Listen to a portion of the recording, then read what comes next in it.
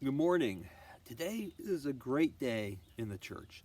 Today we celebrate the feast of the Annunciation, when the angel Gabriel appears to Mary and announces to her that she shall conceive a child, and his name shall be Jesus. His name shall be Emmanuel. God is with us.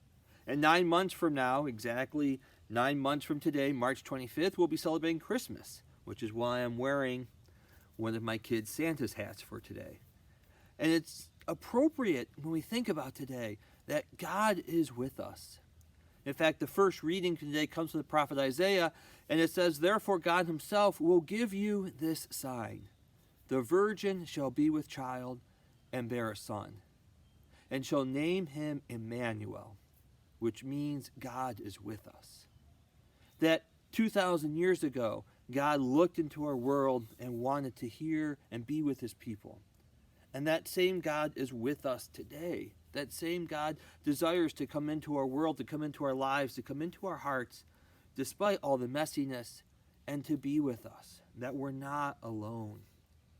And this whole idea of being alone, again, social distancing is kind of the thing right now. And I think we got it wrong. And even some of our politicians are not calling it by the right thing.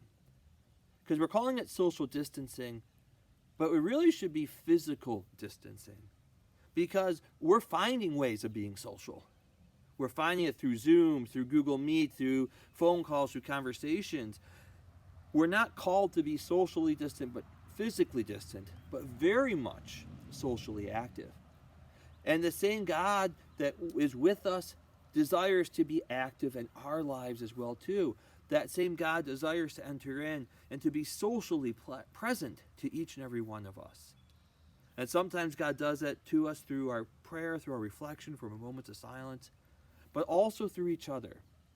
So how can you today be like Mary and respond, "Let it be done unto me according to your word"? And how can you bring the Son of God, how can you bring the Word of God made flesh into someone else's life?